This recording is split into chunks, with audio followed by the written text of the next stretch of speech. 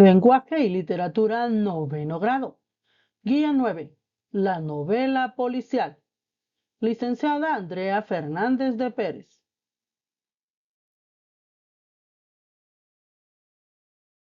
Para esta semana realizamos las actividades en tu libro de texto, páginas 68 a la 73. Recuerda trabajar a lápiz. Veamos 5 pequeñas curiosidades de las novelas policíacas. Número 1. Se refiere a que nació en el siglo XIX de la mano del escritor Edgar Allan Poe. Número 2. Sus pilares son un asesino, un crimen, un detective y un móvil. Número 3. La línea que separa de la denominada novela negra es fina. 4. Con ella podemos desarrollar una mente reflexiva y crítica. 5. Este género permite profundizar un lado oscuro del ser humano.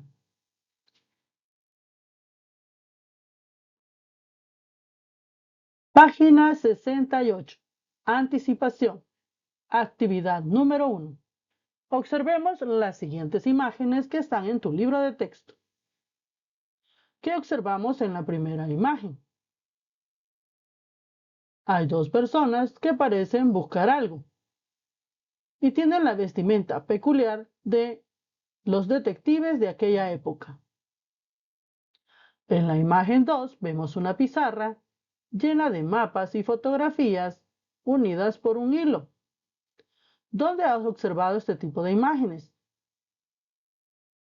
Correcto, es una pizarra policial, donde se van desglosando todas las pistas para hallar al culpable. Ahora resolvamos en el libro de texto. Describe qué escenas se narran en las imágenes. Como ya habíamos dicho, hay 2 detectives haciendo una investigación y en la otra hay una pizarra con apuntes y fotografías, que bien pueden representar pistas sobre una investigación. Literal B. ¿Has visto alguna película o leído un libro en que se narren sucesos similares a los de las imágenes? Explica. Por lo general creo que has visto series, como La Ley y el Orden, Bombs o series policiales. Ahí se destacan todo este tipo de actividades. Literal C. ¿Cuál es el ambiente que se presenta en las imágenes? Descríbelo. Podemos observar que en las imágenes se presenta un sector urbano, oscuridad y misterio.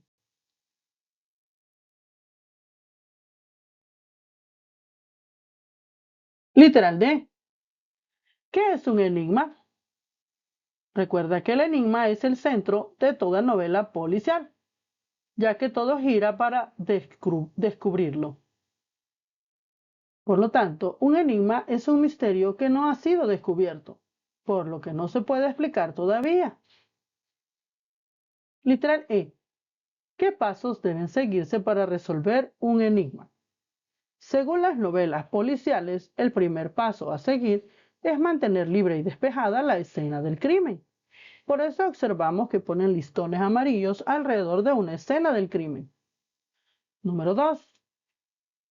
Buscar pistas, huellas como sangre, pelos, facturas, nombres, etc., que nos pueda dar algún indicio de los culpables.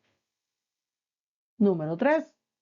Entrevistar a los testigos, a las víctimas y a los sospechosos. Entrevistando qué es lo que estaban haciendo en el lugar de los hechos o qué relación tienen con los involucrados en el crimen, podemos destacar su relación en este. Número 4. Reconstruir la escena del crimen para atrapar al culpable. Algunos detectives recurren a reconstruir las escenas para entender mejor cómo fue el crimen y de esa forma poder atrapar al culpable.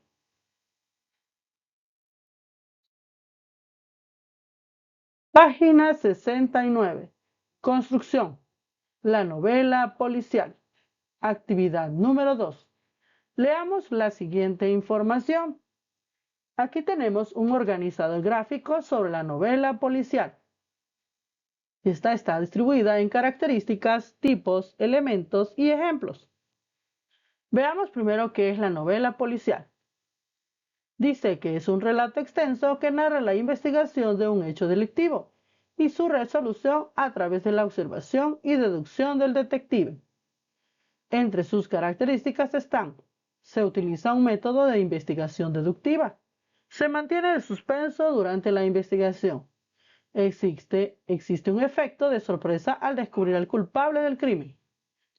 Entre sus elementos tenemos la trama, que son las acciones desarrolladas. Es el crimen que resuelve el detective. El espacio es el lugar en que se desarrolla la acción y el delito cometido, que puede ser urbano pero cerrado. Y el tiempo es el periodo en el que transcurren los hechos. Ejemplos de autores y obras policiales: Arthur Conan Doyle, 1859-1930. Creó al detective más famoso de la historia, Sherlock Holmes. Sus obras, El estudio en escarlata, El signo de los cuatro, entre otras. Agatha Christie, 1890-1976. Conocida como la Gran Dama del Misterio, sus obras Se anuncia un asesinato, Asesinato en el Expreso de Oriente y Una visita inesperada, entre otras.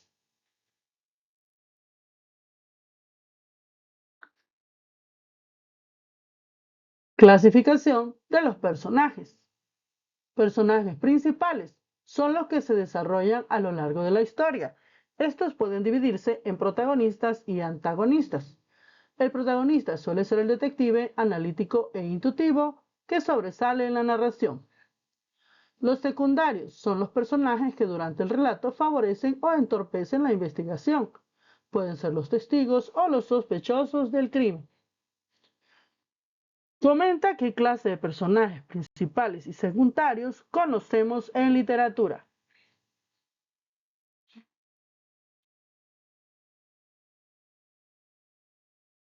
Página 70.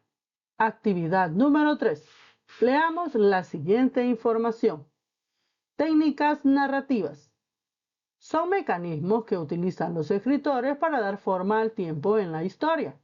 El tiempo lineal se refiere a la organización cronológica en la historia, sin saltos hacia atrás o hacia adelante. El tiempo no lineal se refiere a la organización del relato, que puede incluir saltos hacia el pasado o hacia el futuro, y se utilizan en diferentes momentos de la narración. Algunas técnicas narrativas son las siguientes. Subrayemos que es una técnica narrativa, ya que es una idea principal que podemos destacar. Recuerda, son mecanismos que utilizan los escritores para dar forma al tiempo en la historia. Veamos la analepsis. Consiste en trasladar momentáneamente la acción de la historia al pasado, para luego volver al presente.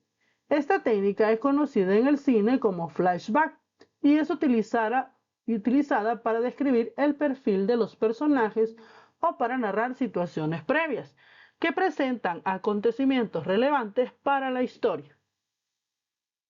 También subrayamos que es una analepsis. Ese es el momento en que trasladamos al pasado alguna situación para conocer el presente.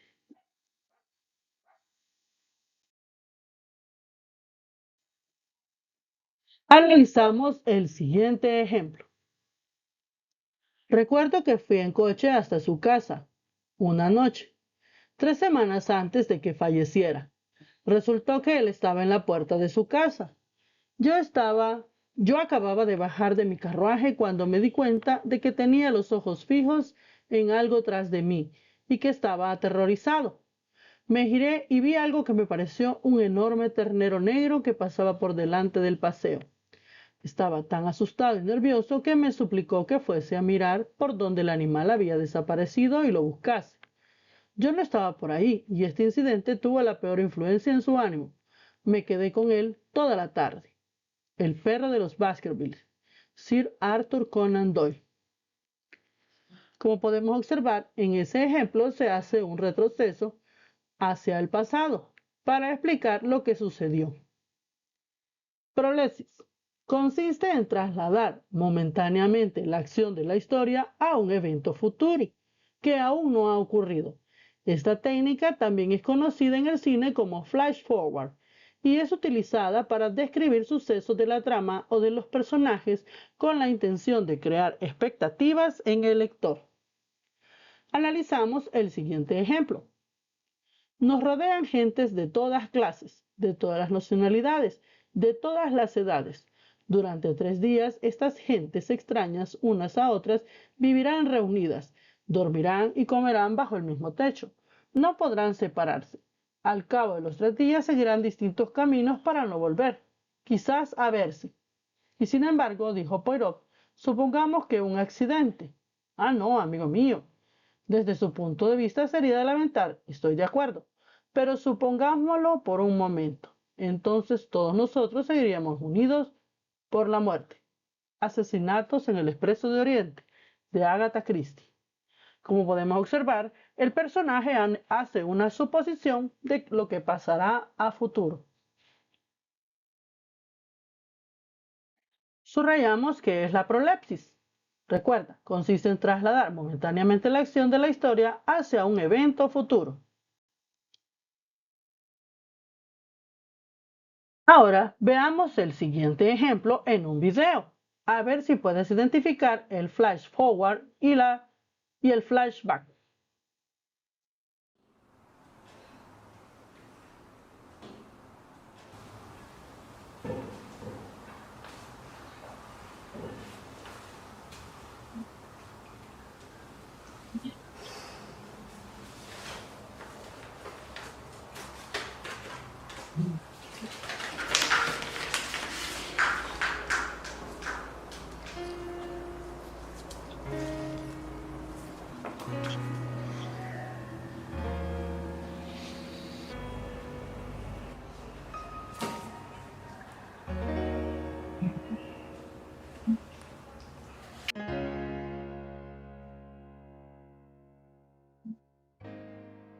Bueno, bebé, ¿qué pasó, bebé?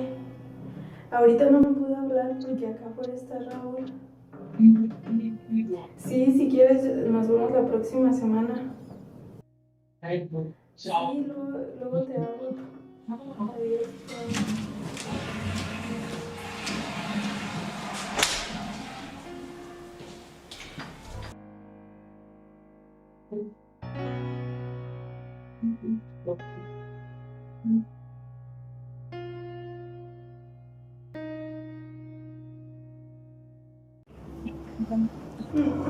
Hazte para allá.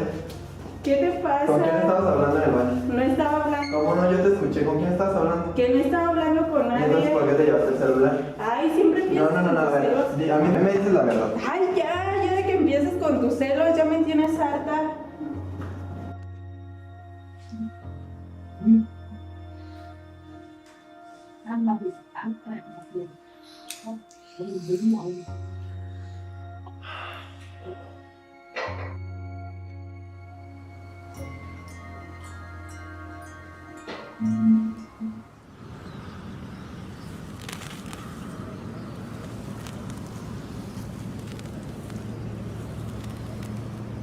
He venido a decirte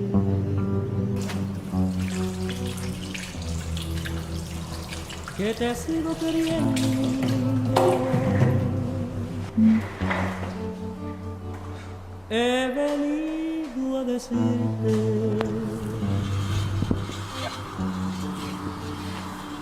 que te sigo amando.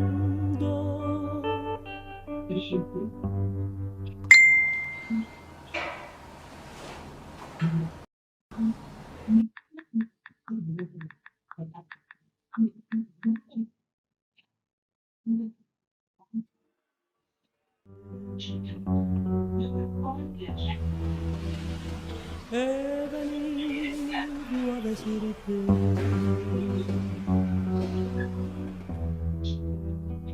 que te sigo queriendo.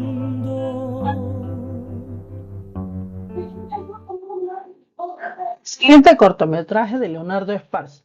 ¿Pudiste observar los ejemplos de flashback y flash forward?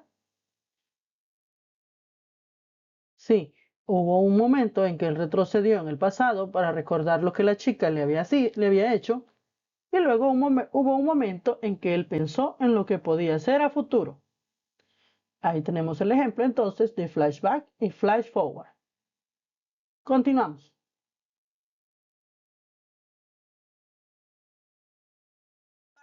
#71. Aparte de la analepsis y la prolepsis, existen otras técnicas narrativas importantes, como el collage literario, que consiste en la creación de textos a partir de elementos de otras obras. Por ejemplo, se pueden utilizar fragmentos o estructuras de cartas, letras de canciones, versos, dibujos, entre otros. La combinación de estos elementos o estructuras en una obra crean un collage. Los vasos comunicantes consisten en que diferentes personajes o tramas se entremezclan y relacionan entre sí en una historia. Por ejemplo, en el video anterior, los vasos comunicantes sería el personaje con la relación con la joven y el otro muchacho que aparece en las fotografías. Monólogo interior. Es una técnica narrativa en la que los personajes presentan sus pensamientos y sentimientos pensando en voz alta o sosteniendo un diálogo consigo mismo. Veamos un ejemplo. Mientras caminaba de regreso a lo largo del gris y solitario camino, rogué que mi amigo se liberara de sus ocupaciones con prontitud y pudiese venir hasta donde nos encontrábamos. De repente mis pensamientos fueron interrumpidos. El perro de los Baskerville, Sir Arthur Conan Doyle. ¿Ves cómo los pensamientos a veces pueden estar en los textos? Y de esa forma se crea un monólogo interior.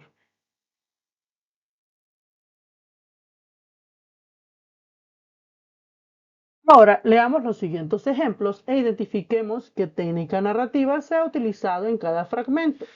Justificamos. Me pareció oírle que andaba por el pasillo. No me sorprendería que resultase un asesino, uno de esos ladrones de trenes de los que hablan tanto los periódicos. Sé que es una tontería, pero no hay quien me lo quite de la cabeza. No puedo remediarlo. Me da miedo ese hombre. Mi hija me dijo que tendría un viaje feliz. Me sentaré en el tren y este me llevará hasta París. Y podremos estar días y más días, el buque zarpará y seré feliz. Asesinato en el Oriente Express, de Agatha Christie. ¿Qué técnica narrativa se ha utilizado? Fíjate bien que la persona está hablando en futuro.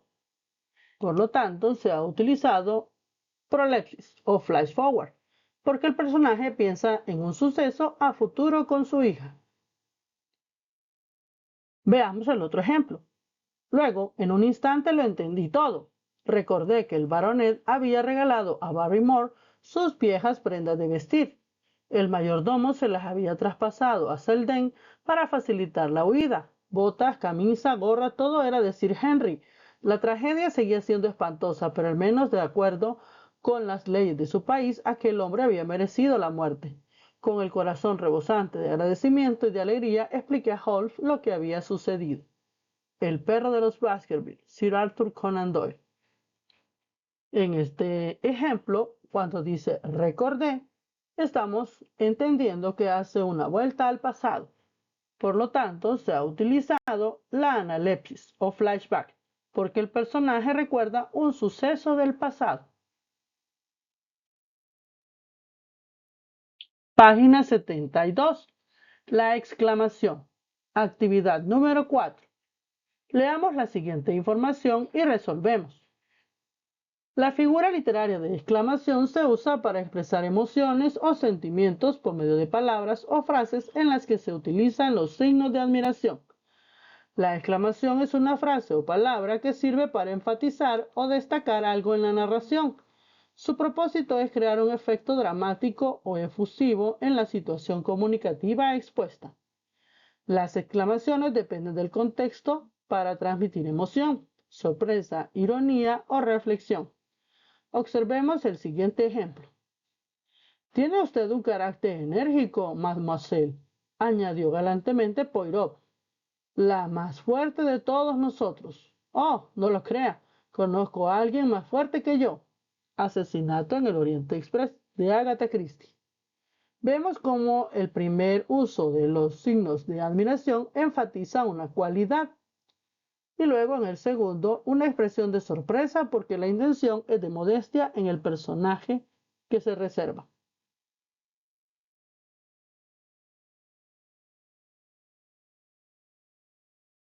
Ahora leamos los siguientes fragmentos del Asesinato en el Oriente Express de Agatha Christie y analizamos el efecto que tiene el uso de la exclamación. Fragmento 1. Si resuelve usted este caso, mon cher, creeré en los milagros. ¿Tanto le preocupa?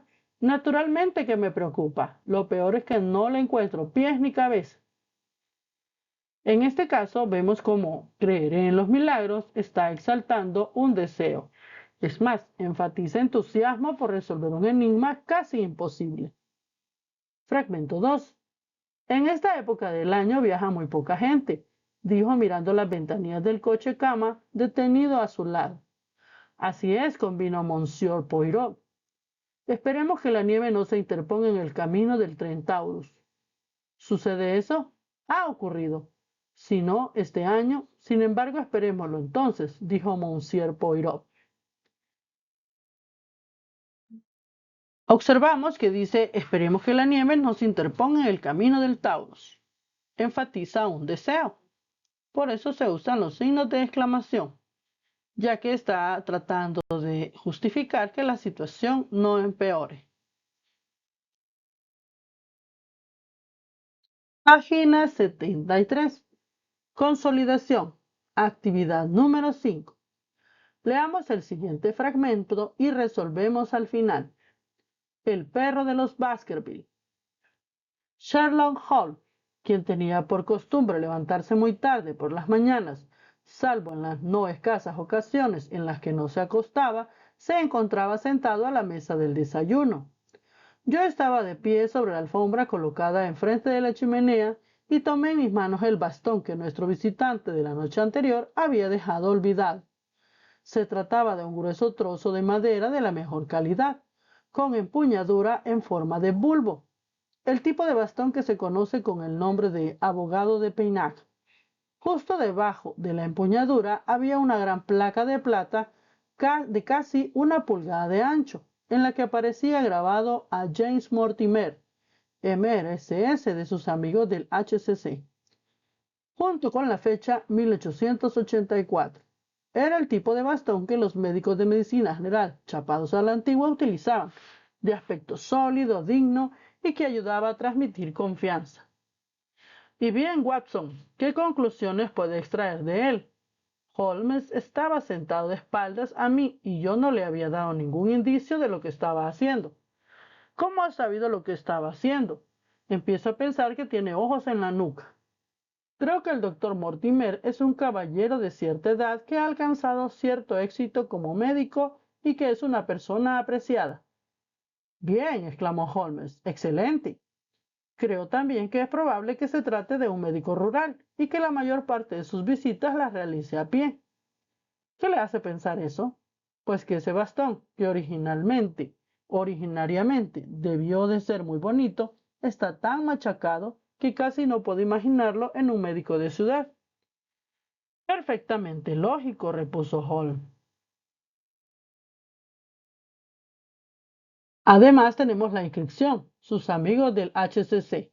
Imagino que se tratará de lo que sea, club de caza, el club de caza local, a uno de cuyos miembros es posible que haya prestado asistencia médica y por eso recibiera este obsequio. Sinceramente, Watson, se supera a sí mismo, dijo Holmes. Puede que usted no sea especialmente brillante, pero consigue llevar la luz a los demás. Hay personas que, sin ser auténticos genios, consiguen estimular las cualidades de quienes los rodean. Jamás me había dicho nada parecido y confieso que sus palabras me halagaron enormemente. Me sentí orgulloso de haber conseguido por fin dominar el sistema de deducción que él utilizaba. Me temo, mi querido Watson, que la mayoría de sus deducciones son erróneas, pero no se equivocó en todo. El hombre es de hecho un médico rural y camina muchísimo. Eso es todo lo que hay. Me atrevo a decir que es mucho más probable que un médico reciba un regalo de compañeros de un hospital que de miembros de un club de caza. Arthur Conan Doyle.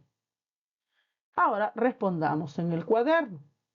A. Según el texto, ¿cuáles son las características que debe tener un investigador o un detective? B. ¿Cuál es la actitud de Sherlock Holmes frente a las deducciones de Watson? C. Explica el significado de la frase subrayada. D. ¿Qué efecto causa el uso de los signos de admiración en este ejemplo? Bien, exclamó Holmes. Excelente. Pasamos al cuaderno. Recuerda, rotular con el tema de la semana y ubicar la actividad y el número de página. Literal A. Según el texto, ¿cuáles son las características que debe tener un investigador o detective? La observación, la deducción y la inteligencia para recabar pistas. B. ¿Cuál es la actitud de Sherlock Holmes frente a las deducciones de Watson? Se nota sorprendido y admirado de sus deducciones, aunque estén equivocadas.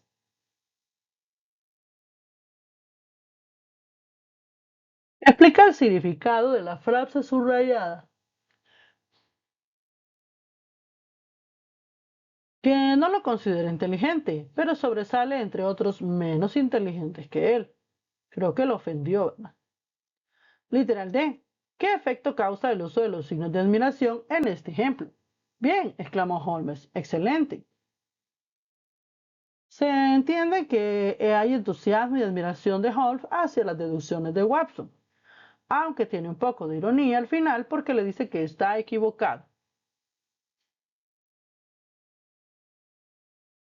Tarea. Actividad en casa. Investiga sobre el perfil de los personajes, el detective, el asesino, el culpable o las víctimas en los testigos o en las novelas policiales y cópialo en tu cuaderno. Veamos los perfiles. El perfil del detective. Es un personaje cerebral, un maestro de la deducción y un gran teórico. En la novela policial francesa, el detective suele pertenecer a una clase social alta y resuelve los casos por intuición. En el género negro, el foco no está tanto en el detective, sino en el contexto de violencia y caos del mundo actual. Perfil del asesino o culpable. Es un personaje inteligente que utiliza su ingenio para escapar del crimen sin castigo. Suele ser un asesino con rasgos psicopáticos.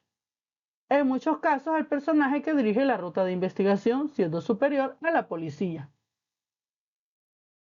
Víctimas o testigos pueden tener un rol más complejo donde la línea entre víctima y cómplice se desdibuja.